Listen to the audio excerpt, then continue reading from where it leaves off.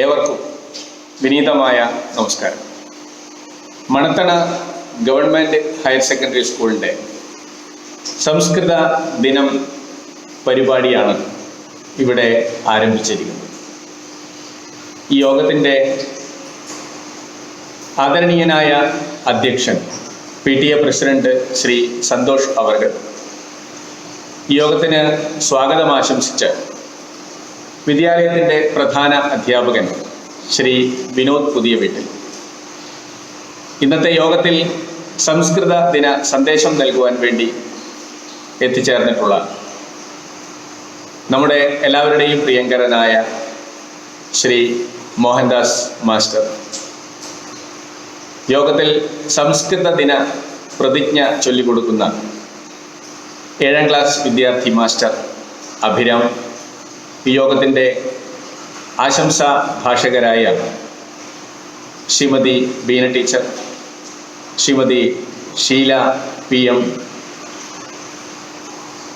രക്ഷാകർതൃ പ്രതിനിധിയായി യോഗത്തിൽ പങ്കെടുക്കുന്ന ശ്രീ സുരേഷ് ബാബു അവർകൾ, ഈ യോഗത്തിന് കൃതജ്ഞതാ ഭാഷണം നടത്തുന്ന നമ്മുടെ എല്ലാവരുടെയും സംസ്കൃത അധ്യാപികമാരുടെയും അധ്യാപകരുടെയും ഇടയിൽ പ്രിയങ്കരിയായ, വളരെ ആക്റ്റീവായി സബ് ജില്ലാ തലത്തിലും ജില്ലാ തലത്തിലുമുള്ള പരിപാടികളിലെല്ലാം പങ്കെടുക്കുകയും അതോടൊപ്പം തന്നെ നിങ്ങളുടെ വിദ്യാലയത്തിലെ കുട്ടികളുടെ പ്രവർത്തനങ്ങൾ എന്നും നമുക്ക് നമ്മുടെ ഗ്രൂപ്പുകളിലൊക്കെ പോസ്റ്റ് ചെയ്തു തന്ന് കുഞ്ഞു കുഞ്ഞു പാട്ടുകളും കഥകളും ഒക്കെ തന്ന് നമ്മളെ പ്രോത്സാഹിപ്പിച്ചു കൊണ്ടിരിക്കുന്ന എൻ്റെ സഹപ്രവർത്തക കൂടിയായ ഷാലി ടീച്ചർ, ഏവർക്കും, അതോടൊപ്പം നമ്മുടെ ഈ പരിപാടിയുടെ വിജയം എന്ന് പറയുന്നത് നമ്മൾ ഈ പരിപാടി ശ്രമിച്ചു കൊണ്ടിരിക്കുന്ന മക്കളാണ്, വിദ്യാർത്ഥികളാണ്. ആ വിദ്യാർത്ഥികളിലൂടെ ഇത് എത്തിച്ചേരുന്നത് മുഴുവൻ രക്ഷകർത്താക്കളിലേക്കും കുടുംബങ്ങളിലേക്കുമാണ്.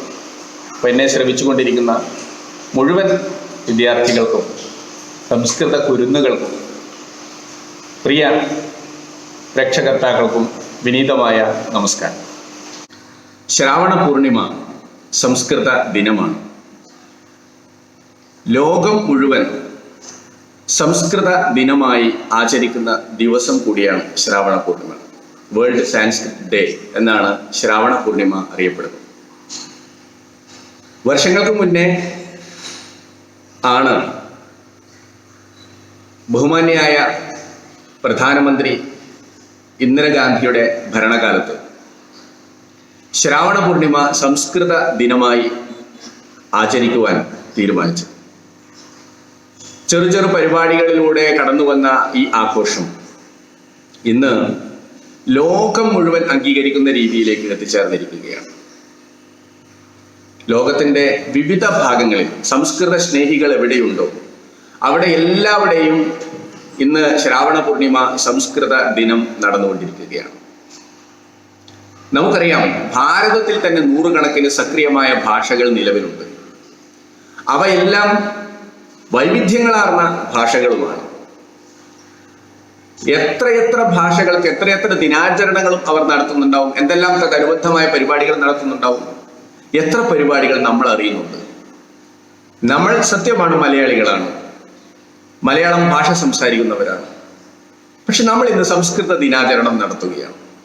എന്താണ് മലയാളവും സംസ്കൃതവും തമ്മിലുള്ള ഇത്രയും വലിയ ബന്ധം? അല്ലെങ്കിൽ ഒരു തമിഴ് ഭാഷക്കാരൻ, അവരും സംസ്കൃത ദിനാചരണം നടത്തുന്നു. എന്താണ് തമിഴ് ഭാഷയും സംസ്കൃതവും തമ്മിലുള്ള ബന്ധം? എന്താണ് കന്നഡവും സംസ്കൃതവും തമ്മിലുള്ള ബന്ധം? എന്താണ് ഹിന്ദിയും സംസ്കൃതവും തമ്മിലുള്ള ബന്ധം? എന്താണ് വിശ്വഭാഷകളും സംസ്കൃതവും തമ്മിലുള്ള ബന്ധം? അവിടെ ആ നാരായ വേരിലൂടെ അന്വേഷിച്ചു പോകുന്ന സമയത്താണ് നമുക്ക് മനസ്സിലാക്കാൻ വേണ്ടി സാധിക്കുക. നമ്മുടെ പണ്ഡിത പ്രമുഖർ പറഞ്ഞു വെച്ചിരിക്കുന്നു, സംസ്കൃതം എന്ന് പറയുന്നത് ഭാഷകളുടെ മാതാവാണ്. എങ്ങനെയാണ് സംസ്കൃതം ഭാഷകളുടെ മാതാവാകുന്നത്? അധികം ദൂരെയൊന്നും പോകാതെ നമുക്ക് പരിചിതമായ, ഏറ്റവും പരിചിതമായ നമ്മുടെ ഭാഷയിലൂടെ തന്നെ നമ്മൾ കടന്നു പോവുക. മലയാളത്തിലൂടെ നമ്മൾ കടന്നു പോവുക. മലയാളത്തിൽ നമ്മൾ നമ്മുടെ കുഞ്ഞുമക്കൾക്ക്, കുരുന്നുകൾക്ക് ആദ്യമായി പറഞ്ഞു കൊടുക്കുന്ന വാക്കുകളെ നമ്മളൊന്ന് ശ്രദ്ധിക്കുക.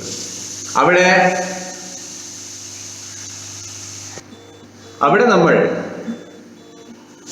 മാതാ, പിതാ, ഗുരു, ദൈവം, മാതാവ്, പിതാവ്, ഗുരു, അതുപോലെ പുസ്തകം, വിദ്യാലയം, ഗൃഹം, ഈ വക ചെറു വാക്കുകൾ നമ്മൾ എവിടുന്നാ പഠിച്ചത്? നമ്മൾ മക്കളെ എങ്ങനെയാണ് പഠിപ്പിച്ചത്? നമുക്കറിയാലോ, ആദ്യത്തെ ഗുരു അമ്മ തന്നെയാണ്. അച്ഛനും അമ്മയും വീട്ടിൽ നിന്നാണ് നമ്മളെ ആദ്യം കാര്യങ്ങൾ പഠിപ്പിക്കുന്നത്. നമുക്ക് അക്ഷരങ്ങൾ പഠിക്കുന്നതിന് മുന്നേ തന്ന ചിത്ര പുസ്തകം, ഞാൻ 2-3 വേദികളിൽ പറഞ്ഞു കൊടുത്ത ഉദാഹരണമാണ് ഈ വർഷം. അക്ഷരങ്ങൾ പഠിക്കുന്നതിന് നമ്മൾക്ക് കിട്ടിയ ചിത്ര പുസ്തകത്തിൽ നല്ല ഭംഗിയായി ആലേഖനം ചെയ്യപ്പെട്ടിരിക്കുന്നു ഇത്തരത്തിലുള്ള വാക്കുകൾ. ഝ എന്നെഴുതിയിട്ട് ചഷം എന്നെഴുതിയിരിക്കുന്നു, ഛ എന്നെഴുതിയിട്ട് ഛത്രം എന്നെഴുതിയിരിക്കുന്നു. കുടയുടെ ചിത്രത്തിന് താഴെ ഛത്രം എന്നെഴുതിയപ്പോൾ നമ്മുടെ മക്കള് പഠിച്ചു, അല്ലെങ്കിൽ നമ്മുടെ തലമുറ പഠിച്ചു, ഛത്രം കുടയാണ്, ഗൃഹം വീടാണ്, ഹസ്തം കൈയാണ്, ശരീരം ചിത്രം വരച്ച് കുറെ ഏറവാർക്കൊക്കെ ഇട്ട ഒരു ചിത്രം നമുക്ക് ഓർമ്മയുണ്ടോ? ശരീരം എന്നവിടെ എഴുതി വെച്ചിരിക്കുന്നു. ശരീരം സംസ്കൃതമാണ്. വിദ്യാലയം സംസ്കൃതമാണ്. മരത്തിന്റെ ചിത്രം കാണിച്ച് വൃക്ഷം എന്നെഴുതി, വൃക്ഷം സംസ്കൃതമല്ലേ? ഔഷധത്തിന്റെ കുപ്പി, മരുന്നിന്റെ കുപ്പി വെച്ചിട്ട് ഔഷധം എന്നെഴുതി വെച്ചു. ഔഷധം ഏത് ഭാഷയാണ്? അപ്പൊ ഈ ശബ്ദങ്ങൾ നമ്മൾ ചെറുപ്രായത്തിൽ തന്നെ ഭാഷ പഠിക്കാൻ ആരംഭിച്ചത് സംസ്കൃതത്തിലാണ്. അപ്പൊ അങ്ങനെ ചിന്തിക്കുന്ന സമയത്ത് മലയാളികളായ നമ്മളെ സംബന്ധിച്ചിടത്തോളം നമ്മൾ ഉപയോഗിക്കുന്ന മലയാളത്തിലെ സ്റ്റാൻഡേർഡ് ആയിട്ടുള്ള എല്ലാ പദങ്ങളും സംസ്കൃതമാണ്. ഇങ്ങനെ തമിഴ്നാട്ടുകാരൻ അവന്റെ ഭാഷയിൽ നോക്കുന്ന സമയത്തും, കന്നഡക്കാരൻ അവന്റെ ഭാഷയിൽ നോക്കുന്ന സമയത്തും, ഹിന്ദിക്കാരൻ അവരുടെ ഭാഷയിൽ നോക്കുന്ന സമയത്തും എല്ലാം സംസ്കൃതത്തിൽ നിന്ന് കടം കൊണ്ട ഒരുപാട് ഭാഷാ സമ്പത്ത്, പദസമ്പത്ത് അവർക്ക് കാണാൻ വേണ്ടി സാധിക്കും. അപ്പോ ഈ ഒരു സമ്പത്ത് ഉപയോഗിച്ചുകൊണ്ടാണ് നമ്മുടെ ഭാഷകളെല്ലാം വളരെ സൗന്ദര്യപൂർണമാകുന്നത്. അപ്പോ അങ്ങനെയുള്ള ഒരു ബന്ധം സംസ്കൃതവുമായി നിലനിൽക്കുമ്പോൾ ഈ ഭാരതത്തിലെ എല്ലാ ഭാഷകളെയും ഒരു നൂലിൽ കോർത്തു വെച്ച് കഴിഞ്ഞാൽ അതിലെ നൂലാണ് സംസ്കൃതം എന്ന് പറയുന്ന ഭാഷ. ഇനി ലോകഭാഷകളിലേക്ക് പോകുമ്പോൾ വിശ്വഭാഷാ പണ്ഡിതന്മാർ പറയുന്നത്, ഇംഗ്ലീഷിനെ നിങ്ങളൊന്ന് സൂക്ഷ്മമായി പരിശോധിക്കുക, ആ സൂക്ഷ്മതയിൽ സംസ്കൃതത്തെ നിങ്ങൾക്ക് കണ്ടെത്താൻ വേണ്ടി സാധിക്കും. എങ്ങനെ? ഫാദർ, പിത, മദർ, മാത, ബ്രദർ, ഭ്രാത, അങ്ങനെ അവരുടെ പട്ടിക നീണ്ടുവരുന്നുണ്ട്. അങ്ങനെ ലോകം മുഴുവൻ സംസ്കൃതത്തിൽ നടത്തിക്കൊണ്ടിരിക്കുന്ന ഈ റിസർച്ച്, സംസ്കൃതം മറ്റു ഭാഷകളിലേക്ക് സന്നിവേശിപ്പിച്ചിരിക്കുന്ന പദസമ്പത്തിനെ പല തരത്തിലും ലോകം നോക്കിക്കാണുകയാണ്. എന്തുകൊണ്ട് സംസ്കൃതത്തിൽ ഇങ്ങനെ ഗവേഷണം നടക്കുന്നു? ഭാരതീയനായ ഒരാളോട് ചോദിച്ചു കഴിഞ്ഞാൽ അവർ പറയും, സംസ്കൃതം എന്ന് പറയുന്നത് വേദങ്ങൾ പിറന്ന ഭാഷയാണ്, ഇതിഹാസങ്ങൾ പിറന്ന ഭാഷയാണ്, പുരാണങ്ങൾ പിറന്ന ഭാഷയാണ്, അങ്ങനെ ഒരു ഹിന്ദു മെത്തഡോളജിയുടെ ഭാഗമായിട്ടുള്ള ഭാഷയാണ് എന്നൊക്കെ ചിലപ്പോൾ പറഞ്ഞേക്കാം. ഹിന്ദു വിശ്വാസത്തിന്റെ ഭാഷയാണെന്ന് പറഞ്ഞേക്കാം. ഒരു പ്രത്യേക വിഭാഗത്തിന്റെ ഭാഷയാണെന്ന് സ്ഥാപിച്ചേക്കാം. ശരിക്കും അത് മാത്രമാണോ സംസ്കൃതം? സംസ്കൃതത്തിലെ ഒരു വിഭാഗം സാഹിത്യം അങ്ങനെ നിറഞ്ഞു കിടക്കുന്നുണ്ട്. നമ്മുടെ സംസ്കാരപൂർണമായ വിജ്ഞാനത്തെ നിറച്ചു കിടക്കുന്ന ഭാഷ തന്നെയാണ് സംസ്കൃതം, അല്ലെന്ന് നമ്മൾ പറയുന്നില്ല. പക്ഷേ ഒരു ശാസ്ത്രജ്ഞൻ സംസ്കൃത ഭാഷയെ കാണുന്ന സമയത്ത് അദ്ദേഹത്തിന്റെ പ്രവർത്തനങ്ങളിൽ, ചിന്തകളിൽ സംസ്കൃതം കടന്നു ചെന്നെത്തുന്നത് എങ്ങനെയാണ്? വൈമാനിക ശാസ്ത്രത്തെക്കുറിച്ച് നമ്മൾ അന്വേഷിക്കുന്ന സമയത്ത് അതിന്റെ ഏറ്റവും വലിയ പുരാതന രേഖകൾ, വിമാന ശാസ്ത്രവുമായി ബന്ധപ്പെട്ട പുരാതന രേഖകൾ നമുക്ക് സംസ്കൃത ഭാഷയിൽ നിന്നാണ് ലഭിക്കുക. വൈമാനിക ശാസ്ത്രം തന്നെ നിലവിലുണ്ട്. ഇന്ന് നമ്മുടെ മക്കൾ പഠിക്കുന്ന, നമ്മുടെ ജീവിതത്തിൽ നമുക്ക് ഒഴിച്ചുകൂടാൻ സാധിക്കാത്ത ഗണിതം എന്ന് പറയുന്ന മഹാപ്രക്രിയയുടെ തരംഗം നമ്മുടെ ഭാരതത്തിൽ ആണ് ആരംഭിച്ചത് എന്നുള്ളത് ആർക്കാണ് അറിയാത്തത്? ലോകം മുഴുവൻ അംഗീകരിക്കുന്നതാണ്. വേദഗണിതം എന്ന് പറയുന്ന ആ ശാഖ തന്നെ ഗണിതത്തിൽ നിന്ന് മാറ്റി നിർത്തുവാൻ വേണ്ടി നമുക്ക് സാധ്യമല്ല. വേദഗണിതം പഠിക്കാതെ ഗണിതം പൂർത്തിയാവില്ല. നമ്മൾ ആരാണ് വേദഗണിതം പഠിക്കുന്നത്? പഠിക്കണമെങ്കിൽ നമുക്ക് ഇത്തിരി സംസ്കൃതം അറിയണം. ഇനി ജീവിതത്തിന്റെ ചികിത്സാശാസ്ത്രം, ശരീരത്തിന്റെ ചികിത്സാശാസ്ത്രം, അത് ആയുർവേദം എന്ന് പറയുന്ന ആ ശാസ്ത്രം ഇന്നും ലോകം വളരെയധികം പ്രതീക്ഷയോടെ ഉറ്റുനോക്കുന്നത്. നമ്മുടെ സർക്കാർ മാധ്യമങ്ങളിൽ ആയുഷ് വിഭാഗം തന്നെ അഖില ഭാരതീയ തലത്തിൽ അങ്ങനെ ഒരു വിഭാഗം തന്നെ നടക്കുകയാണ്. ആയുർവേദത്തിൽ ഇപ്പോഴും റിസർച്ചുകൾ നടന്നുകൊണ്ടിരിക്കുകയാണ്. ഒരു തരത്തിലുള്ള സൈഡ് എഫക്റ്റും ഇല്ലാത്ത രീതിയിലുള്ള ചികിത്സാ സമ്പ്രദായം ഉണ്ടെങ്കിൽ അത് നമ്മുടെ നാട്ടിലാണ്, അത് സംസ്കൃതത്തിലാണ്. അങ്ങനെ ഇത്തരത്തിലുള്ള ആയുർവേദമായാലും ഗണിതമായാലും വൈമാനിക ശാസ്ത്രമായാലും ഭൗഗോളിക ശാസ്ത്രമായാലും ഭൂമിഗോള ഇതിവൃത്ത എന്ന് പറയുന്ന ഭൂമി, അതിൻ്റെ സ്പന്ദനങ്ങള്, ഭൂമിയുടെ ഗോളാകൃതി, പ്രകൃതിയിലെ പരിവർത്തനങ്ങൾ, ഇവയെക്കുറിച്ചൊക്കെ പ്രതിപാദിക്കുന്ന ഭൗഗോളിക ശാസ്ത്രം അത് സംസ്കൃത ഭാഷയിലാണ്. ഇന്ന് ലോകത്തിൽ ഏറ്റവും കൂടുതൽ വേഗതയിൽ വളർന്നുകൊണ്ടിരിക്കുന്ന യോഗശാസ്ത്രം സംസ്കൃത ഭാഷയിലാണ്. ഇതിനെക്കുറിച്ച് നടക്കുന്ന ഗവേഷണങ്ങളും ചിന്തകളും നാളെ സംസ്കൃത ഭാഷയ്ക്ക് എത്രത്തോളം പ്രാധാന്യം ഈ ലോകത്തിൽ ഉണ്ടാവും. സംസ്കൃതം പഠിച്ചവർക്ക്, സംസ്കൃതം പഠിച്ച് യോഗയെ പഠിപ്പിക്കുന്നവർക്ക്, ഇംഗ്ലീഷിൽ യോഗ പഠിപ്പിക്കുന്നവർ ഒരുപാടുണ്ട്, ഹിന്ദിയിൽ യോഗ പഠിപ്പിക്കുന്നവർ ഒരുപാടുണ്ട്, മറ്റു ഭാഷകളിൽ യോഗയെ അഭ്യസിക്കുന്നവർ ഒരുപാടുണ്ട്. പക്ഷേ അതിൻ്റെ തനതായ ഭാഷയിൽ സംസ്കൃതം അറിയുന്ന ആളിൽ നിന്നും യോഗ പഠിക്കാൻ ലോകം ഇന്ന് ആഗ്രഹിച്ചുകൊണ്ടിരിക്കുകയാണ്. ഇങ്ങനെ സംസ്കൃതം വിവിധങ്ങളായ മേഖലകളിലേക്ക് പടർന്നു പന്തലിച്ച് കിടക്കുന്ന അതിവിശാലമായ സാഹിത്യ സമ്പത്തുള്ള ഒരു ഭാഷയാണ്. കേവലം ഒരു വിഭാഗത്ത് ഒതുക്കി വെക്കേണ്ട ഭാഷയല്ല. അതുകൊണ്ട് തന്നെയാണ് ഗാന്ധിജി പറഞ്ഞത്, യഥാർത്ഥ ഭാരതീയനായി മാറണമെങ്കിൽ സംസ്കൃതം പഠിക്കണം. അങ്ങനെയുള്ള സംസ്കൃതത്തിന്റെ ദിനാചരണമാണ് നമ്മൾ നടത്തുന്നത്.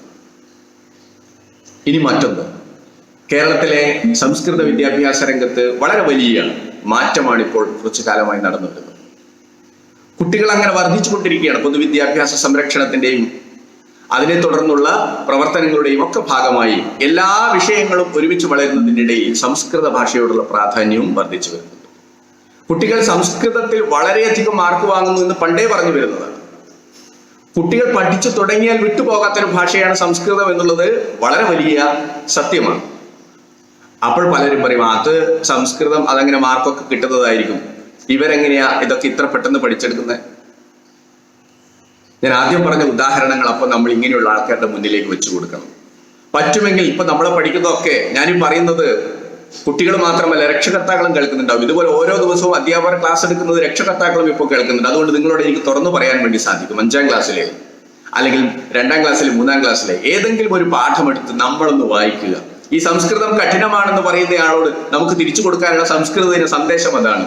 സംസ്കൃതത്തിന്റെ സാരല്യം എന്താണെന്ന് നമ്മൾ മനസ്സിലാക്കണം. തിരിച്ചവരോട് നമ്മൾ പറഞ്ഞു കൊടുക്കുക.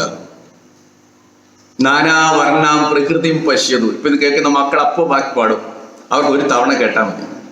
അവരുടെ ഒന്നാമത്തെ പാഠം അതാണ്. 2 ദിവസം കൊണ്ട് അവർ ആ പാഠം പഠിച്ചു കഴിഞ്ഞു. എന്നിട്ട് ആ പാട്ടും പാടി വിദ്യാലയത്തിന്റെ കോലായിലൂടെ ഇങ്ങനെ നടക്കുമ്പോൾ മറ്റ് അധ്യാപകർ എപ്പോഴും ഇങ്ങനെ അസൂയോടെ തോന്നും, എന്താ ഈ കുട്ടിക്ക് അതിനോട് ഇത്ര ഒരു താല്പര്യം. അവന്റെ മനസ്സിൽ അറിയാത്ത ഭാഷയാണെന്നുള്ള തോന്നലും എന്നാൽ പറയുമ്പോഴെല്ലാം അറിയുന്നതായിട്ടുള്ള അനുഭവവും കാണാൻ വേണ്ടി സാധിക്കുന്നുണ്ട്. നാനാവർണ്ണാം പ്രകൃതിം പശ്യതു തവ മമ ചിത്തം ഹരതിജ നിത്യം. ഇത് കേൾക്കുമ്പോ നമുക്ക് സംസ്കൃതമാണെന്നുള്ള ബോധം വെച്ചിട്ടാണ് നമ്മൾ അവരോട് ആ പാട്ടിനെ കേൾക്കുന്നത്. പക്ഷെ ആ വരികൾക്കിടയിലൂടെ നമ്മളൊന്ന് സഞ്ചരിച്ചേ.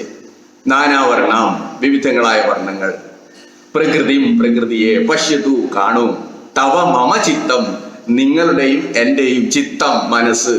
അപ്പൊ നാനാവർണം പ്രകൃതി, തവ നിന്റെ, മമ എന്റെ, എഴുത്തച്ഛന്റെ കഥയമമ എന്ന് പറയുന്ന ആ മണിപ്രവാള ശൈലി കേട്ട് മനസ്സിലുറച്ച മലയാളിക്ക് സംസ്കൃത പദം എന്ന് പറയുന്ന ആ സമ്പത്തിലെ ഓരോ ഭാഗവും വളരെ എളുപ്പമാണ്.